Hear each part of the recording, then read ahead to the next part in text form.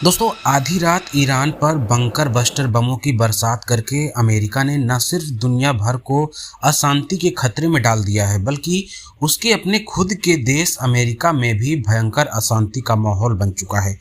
Donald Trump के action के खिलाफ अमेरिका की जनता सड़कों पर आ चुकी है।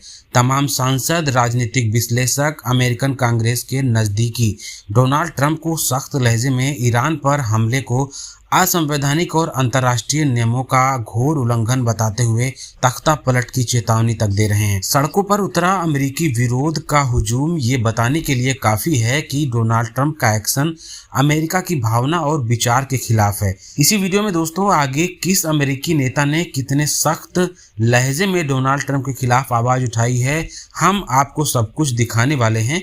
उसके पहले आप देखिए ईरान पर सबसे आधुनिक और घातक बमों की बरसात कर देने वाले बेहद अशांतिपरक कदम का विरोध डोनाल्ड ट्रंप के खिलाफ अमेरिका की जनता कैसे जता रही है। न्यूयॉर्क रेलवे स्टेशन पर अमेरिकी लोगों ने डोनाल्ड ट्रंप का विरोध भयंकर तोड़फोड़ के रूप में किया, जबकि वहीं सैंटियागो और कैलिफोर्निया की सड़कों पर ट्रंप मस्ट गो के नारे के साथ जन सैलाब उमड़ पड़ा। जिधर भी देखो चींटियों की तरह लाखों की संख्या में अमेरिकी बासिंदों का ईरान पर हमले के खिलाफ भीषण रोष देखने को मिल रहा है। इन लोगों का विरोध इस बात का है कि ईरान और इजराइल युद्ध में अमेरिका अपने अस्तित्व को क्यों बेवजह उलझा रहा है।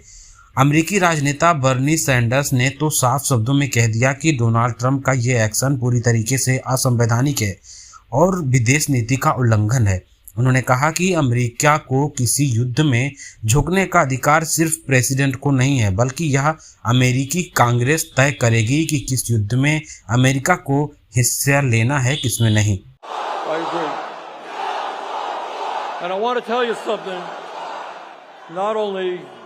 Is this news that I've just heard this second alarming that all of you have just heard? But it is so grossly unconstitutional. All of you know that the only entity that can take this country to war is the U.S. Congress. The president does not have the right. इस पर वहां मौजूद लाखों अमेरिकी नागरिकों का समर्थन स्पष्ट रूप से उनके शोर को देखकर दोस्तों समझा जा सकता है। अमेरिका के एक दिग्गज राजनीतिक विश्लेषक डॉन बेयर ने डोनाल्ड ट्रंप को कोट करते हुए कहा, डोनाल्ड ट्रंप के पास अमेरिका को युद्ध में झोंकने का संवैधानिक रूप से कोई अधिकार नहीं है, इसे सिर्फ यूएस कांग्रेस ही तय कर सकती है। अमेरिका के एक और प्रभावशाली राजनीतिक विश्लेषक जैक्सन हिंकल ने तो ट्रंप को आतंकवादी तक करार दिया है। उन्होंने ट्रंप के ट्वीट को कोट करते हुए लिखा, Trump is terrorist. Nancy Pelosi, जो कि एक अमेरिकी राजनीति में महत्वपूर्ण, जो कैलिफोर्निया के 11वें कांग्रेसनल डिस्ट्रिक्ट के प्रतिनिधि के रूप में कार्यरत हैं।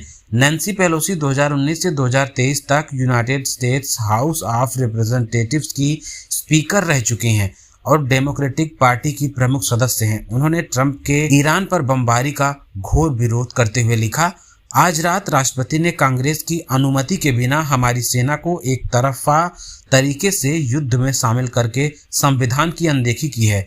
मैं अपने सहयोगियों के साथ मिलकर प्रशासन से इस ऑपरेशन पर जवाब मांगती हूं, जो अमेरिका के लोगों का जीवन खतरे में डालता है और क्षेत्र में और अधिक तनाव और खतरनाक की अस्थिरता का जोखिम पैदा करता है। वो कदम पूर्ण रूप से असंवैधानिक है।